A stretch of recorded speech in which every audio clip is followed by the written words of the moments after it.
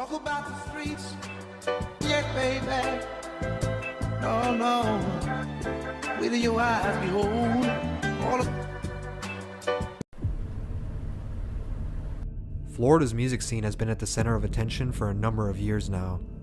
X's passing, YNW Melly's death penalty case, and Kodak being released after a number of years behind bars have all made the media aware of what's going on.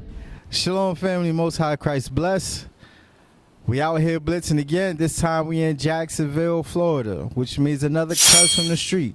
Today's topic we're going over is youth violence. 5 in the morning, I got a call. What is this? That on the floor, that on the ride, Mr. 6. Oh, no. I'm steady screaming out for the law, for the 6. 4 in the car, one of them dead, 3 got hit. There's been a lot of killings, a lot of crimes going on here in Jacksonville. So we out here to engage with the minds of the people. Hopefully somebody will be edified. Shalom. This is another edition of Cuts from the Streets. Who am I here with? Jarvis, man. Jarvis. So, are you originally from Jacksonville, Florida? No, I'm originally from Georgia, but I've been here for about 20 years. All right, family, I'm here with Vivian Williams. Who do we have here today? Vincent. All right, family, I have here with me Pamela Chambers. Okay, Miss Pamela, are you from the Jacksonville area? Yes. Shalom, I'm here with Bobby Golden. Bobby Golden. All right, and where are we at right now, sir? Over here off of Myrtle in Jacksonville, Florida. And who am I here with? Ricky. Okay, so let's get right into it. When we look at violence, where do you think the violence here stems from? What causes it? What triggers it? It's a convoluted question with many parts that can't Help me out. Just answer. Just throw a few out there. I wouldn't say it's a definitive answer. There's a lot of lack of community support. There is some gang activity here. I think it's a lack of resources and a lack of understanding how the police can collectively be a part of those communities. Oh, it's so hard to explain. It starts from home. Okay. You know, everybody's raised up in the church and whatever, and as they get older, they go away. But sometimes trouble is easy to get into and very hard to get out. But it's just really hard to explain until you experience something like that yourself. It's pretty bad in this area, but I think it'll be much better if they do better with the jobs, and like they used to have this program with the red caps. They did away with that, but they're not helping the young generation to find them something else to do, show them another way. So education also could result, a lack of education could result into violence? I could somewhat agree with that. I feel like the reason why, a lot of people is they don't understand that they have better options or that there are other options out there for them. I mean, I agree with you. That ain't far-fetched. I think it's a lack of knowledge as far as understanding life.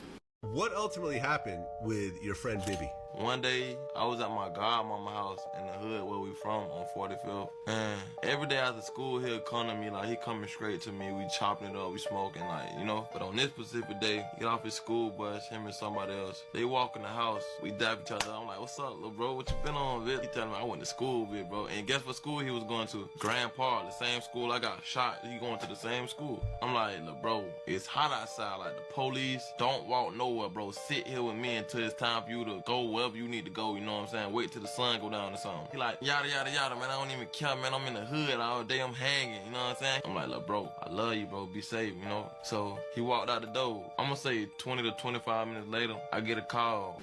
Taking life, understanding how important and how sacred life is. They don't have a real high value of life.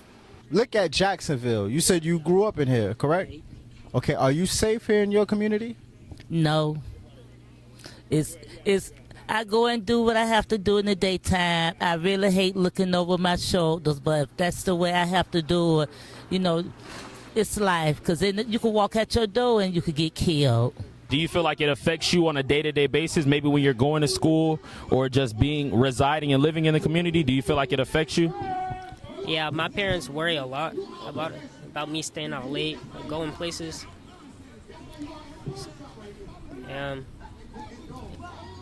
Because of the violence, I can't really have no freedom. Today I might, somebody might rob me, somebody might shoot me. Or how do you feel? I figure you know, you really can say you safe anywhere, because you could be in a good area and still something can happen to you. So I say you really never safe from something happening to you. And I know better, you know what I mean? I'm liable to get robbed trying to change somebody's mind, you know, regarding. So, yeah, I'm aware, and I don't too much like it, because I don't like the, there's no unity in our community. Right now, there's a huge scope on the city of Jacksonville. What, you kind of give me an insight on, one, what's the music scene like here, and do you listen to any of the artists? And if so, could you name a few? There's a lot of rappers. Okay. Yeah, I only listen to a couple, like Lil Baby. And Atlanta police continuing its search for whoever shot 3 people during rapper Lil Baby's music video shoot. This shooting happened near the Grammy-winning performer's set just after 5:30 last night on Verbena Street. Officials say one person was hit in the arm, another in the neck, a third in the back, all while they are expected to survive. Police say the shooting may be part of a bigger problem of gang activity in this area. Anyone with information is asked to call Crime Stoppers. They're seeing all these music videos, all these different things on TikTok and Instagram of these brother flashing cash with the chains on, talking about, oh, they finna shoot this brother, that brother, or who many people they done killed. They bragging about it. But he really saw sick. Prosper got shot. Tate got shot. Desert got dropped. Damn. Nate got popped. Damn. Leaky got shot. What damn? Spaz face hot. On game. Corbin got kidnapped. They found his bones. He was right. And then a lot of that is targeted from people that's here in Jacksonville, Florida. A lot of those artists. Do you think that has effect on the community? It could be. Yeah, because people look at what they see, even though that's not reality, but that's what they see. Regarding the music culture, I'll say that although there's some aspects of this current drill scene that is kind of like defining the current mood of Jacksonville, that's not where it began. I think the entirety is the music industry is at fault for pushing this type of viewpoint to our kids and stuff like that. But now, drill music, all about murder, killing, and the beat sounds good though. The beat is good, but it puts thoughts in your spirit. It drops seeds of communication in your soul. So I don't know, like when I see, I don't know why I get mad all of a sudden. I don't know why I stuffed in my foot. It shouldn't be no big deal, but now I want to shoot you. That was in a song. It's been ingrained. So it's been ingrained. Yeah. But they pay these rappers hundreds of thousands, if not millions, to do that. But yeah, I mean, I'm aware of the negative connotations that have been associated with Jacksonville due to the drill music and drill music scene. Sure.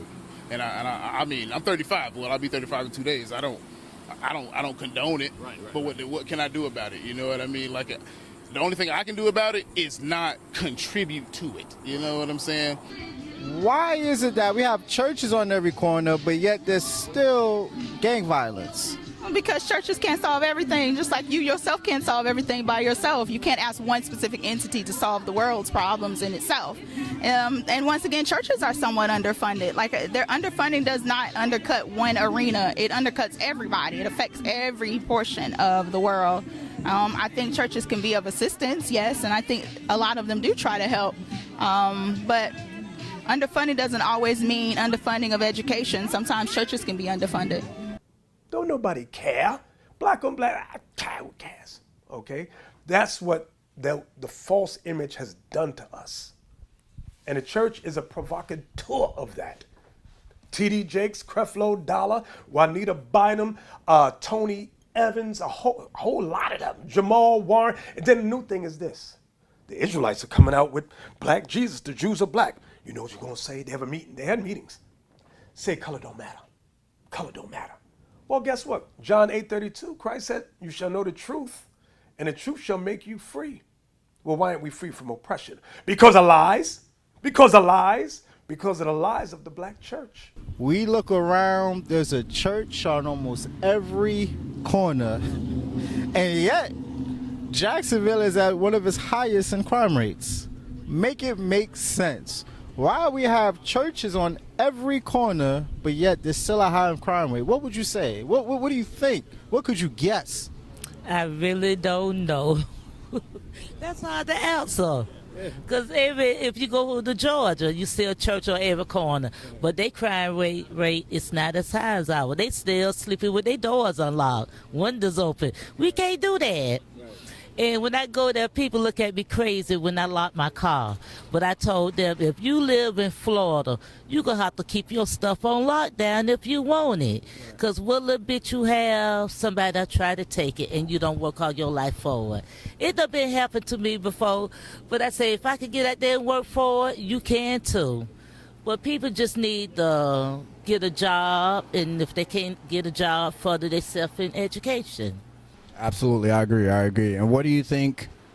What do you think are some of the solutions that we can address or come up with to solve this violence? Because it's getting out of hand. You know what I'm saying? We done been through cities all over the country, and it's pretty much the same. This is the highest. But what do you think are some of the solutions that the black community could come up with to address these situations? What would prevent violence? What would prevent violence? I don't know why you're asking questions you know don't have definitive answers. Let's see. Well, check this out. Nothing can prevent violence. A consistent presence of positive males. When I say consistent, not just first young, mid, old, and basically having our presence and for people to feel protected. Keep your children in activities, keep them away from drugs, just tell the truth. Because it's out here, you know, they going to be passing by, smelling it, whatever, but you have to be a strong person. Yet you said put on the whole armor of God, so we're going to get that scripture. Let me get that in Ephesians 6. Chapter 6 and verse 11. Put on the whole armor of God, that ye may be able to stand against the wiles of the devil. We wrestle not against flesh and blood, but against principalities, against powers, against the rulers of darkness of this world, against spiritual wickedness in high places. So we are at a battle. This is a spiritual battle. So it doesn't mean to literally put on armor, but it means to be spiritually in tune into this book. If we keep this one law, this whole world will make a change, will make a difference. If we just keep this one law, Leviticus 19 and verse 17. Thou shalt not hate thine brother in thine heart. Thou shalt in any wise rebuke thy neighbor, and not suffer sin upon him. So one thing we got to do is we got to stop showing hatred towards our brother. I'm going to give you a solution. You believe in the Bible? All right. So let's give me Exodus chapter 20, verse 13, right? Exodus 20 and verse 30. 13. Thou shalt not kill. Say, thou shalt not kill. Simple as that. It said, thou shalt not kill. If our community took that and applied that to their lives of thou shalt not kill, how do you think that the city of Jacksonville, how do you think the outcome of it would be? Be a much better place. It'd be a much better place, right? When you say you will feel safe, right? Yes. Right. So just simply applying God's laws, right? Thou shalt not kill. I'm going to show you. Do you believe in the Bible? Yes. Okay, so let me get 1 Corinthians 15 and 33, because the reason I asked you about, some of the music that you listen to, what's the rap culture scene like here in Jacksonville, it plays a role. A lot of times we don't associate music with what we see in our communities, if that kind of makes sense.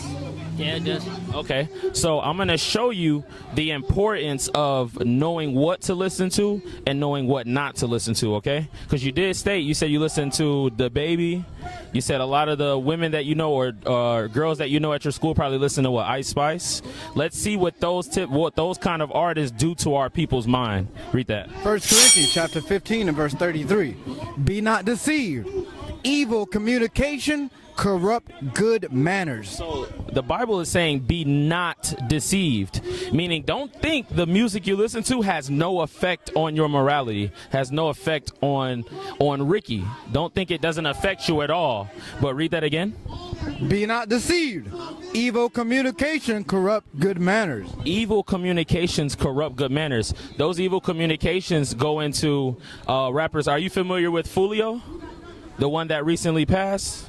Okay, so there's multiple rappers that spew out evil communication, and it corrupts good manners, because then what we see in our communities, and I'm pretty sure you can relate, when you go to school, would you say that your generation is affected? Do you think your generation tries to act out the things they listen to in their music? A little bit, yeah. A little bit? Mm-hmm. In what way would you say? Like more so the way they talk and the way they act. Right, the way they act, maybe the way they dress. So the Bible is saying that those type of communications that we listen to in our community, they corrupt good manners. They corrupt the way we're supposed to act, the way we're supposed to carry ourselves. Isaiah 3 and verse 12. Isaiah 3 and verse 12, to go off of what you just said. The book of Isaiah, chapter 3 and verse 12. As for my people. Right, it says that as for my people. Do you know who this is talking about in Isaiah? As for my people. Who was God? The Israelites, right? As for my people, read. Children are their oppressors. Right, it says children are their oppressors. Would you say that the people committing the violence, are they adults or are they children? Most of them are children. Most of them are children, right? So read that again. Children are their oppressors. Read.